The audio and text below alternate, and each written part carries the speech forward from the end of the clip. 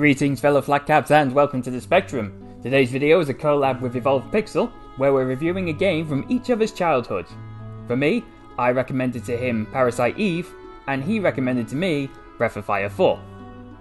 So I would ask please that once you've finished watching this video, please go over to his video and show him some love as well. He works very hard on his videos and he's quite underappreciated. Capcom's Breath of Fire games currently stand at a 6-entry-long series that is praised for its reoccurring characters and ambiguous continuity. They all start with the same formula.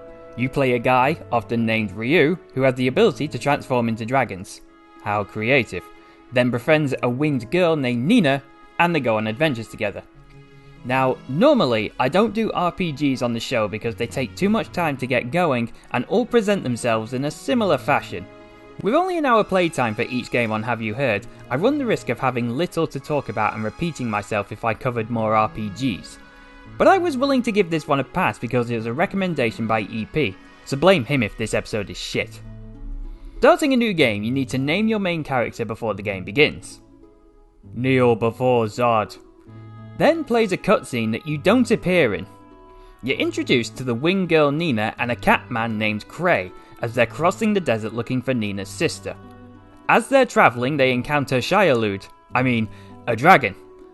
I heard there was a dragon in the desert, but I was hoping we wouldn't be lucky enough to find it. We are on an unarmed sand ship for 2 people who have just encountered a dragon. You're calling this lucky, are you? Not only that, but you heard about this dragon before setting off and you didn't think to tell Nina beforehand? You're a fucking idiot! An inevitable crash happens and the duo find themselves stranded in the desert. I'm going to be honest with you right now. I really miss these old school graphics. The pixel backgrounds with the pixel animated characters spliced in with 3D models. It's a creative choice that doesn't always work, but they blend together really well here, and this opening cutscene just shows how much they cared about this project. Despite it being clearly limited on tech, they made a real effort to make it so well composed and dynamic. The animations are super smooth, and even if the edges are sharp enough to cut you, the 3D creations still look masterfully crafted for its era. After a short debate, Nina says she'll set off to a nearby town to buy replacement parts. Here is where you first gain control of a character. All there is to do here is talk to Cray again or leave the area. If you do, you gain access to the map screen where you can only move along a set route. You don't get to travel far though until more plot! Just for reference, we are currently 10 minutes into our hour gameplay and the intro still isn't done. Nina comes across a man riding a royalty-free chocobo who's trying to get out of a crater. He manages to escape as Nina falls in. She takes a look around when a scraggly dragon-like creature sneaks up on her. They look at each other awkwardly for a while and then it leaves. Okay. Nina then discovers Ryu where the dragon was and is impressed by his manhood.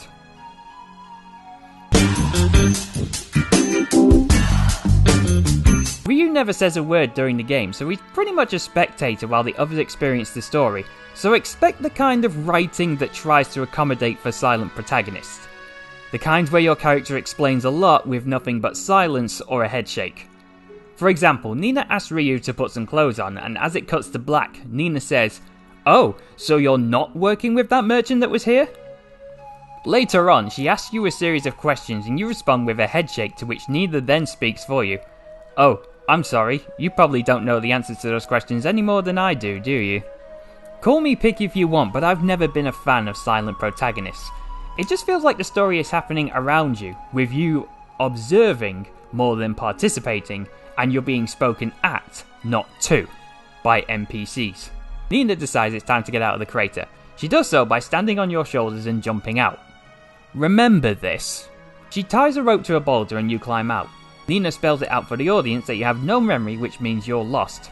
Yes, it does, admit it. She invites you to go to town with her and then you'll return to the map for a few seconds before entering a cliff area.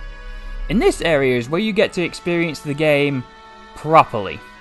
As you would expect, the game is made up of 2 elements, exploration and turn-based combat. Starting with the combat, it's what you expect it to be. There's a menu, you choose what you want to do, and then you do the thing. Of course there are functions in it that will separate itself from the norm, like its character abilities and a charge feature which tells everyone in your party to perform a standard attack with a single button press. Ultimately, It's turn-based combat that plays something like you would see in the majority of RPGs. Not faulting it for it, I'm just stating a truth.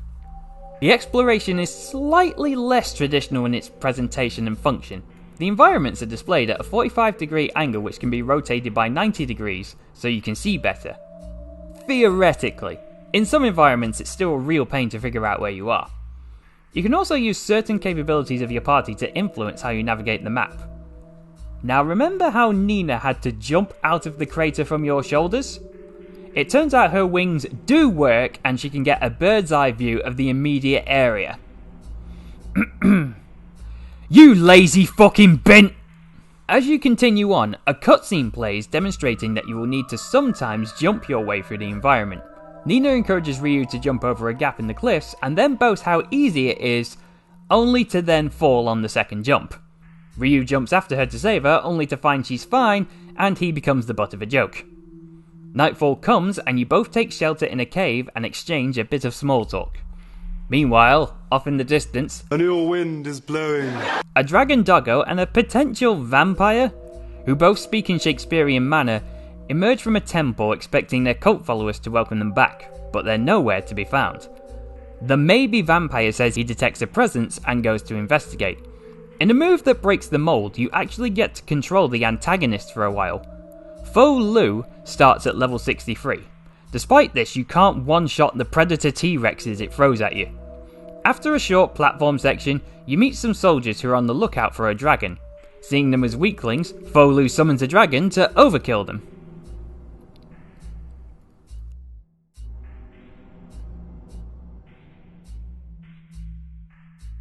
Try hard.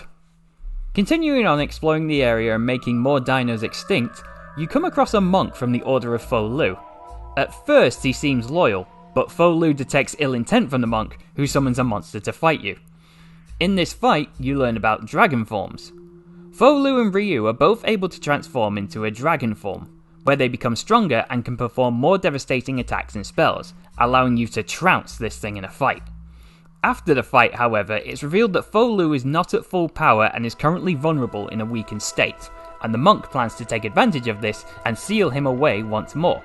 You manage to escape, but the monk sets fire to the forest. You attempt to get away from the fire, but are cornered on the bridge and are knocked off. Then you return back to control of Nina and Ryu as they finish their journey to the town.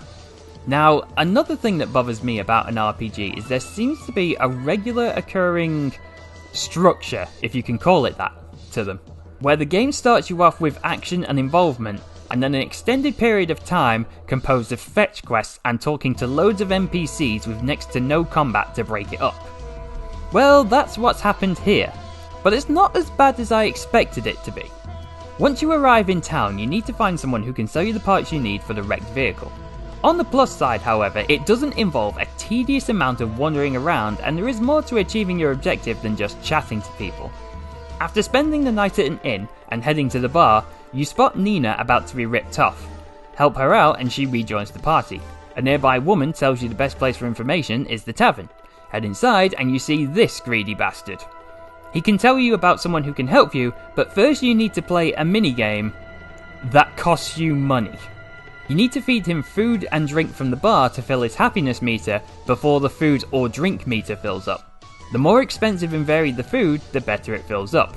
Bribing him with food and winning the minigame, he tells you about the information broker who's outside the inn. Go to him, and you get to play another minigame, which you also have to pay for.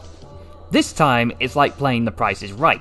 The broker will give you information if you're willing to pay an unspecified amount of zenny. You have 4 chances to pay zenny equal to or over the hidden amount he's asking for, otherwise you need to start again. The closer you are, the nicer his comments are. 127 zenny later, the broker tells you that the barman can get you what you need, but you need a password in order to let him know you're trustworthy, and only travelling merchants know the password. He tells you that a merchant just left and you need to leave the town to catch up with him, where he just gives it to you. Then you walk back, mention it to the barman, and gain access to the black market, where this shady dude says he will make you the parts you need if you get materials for him from a nearby sandflyer graveyard. Then you leave town to fetch the parts.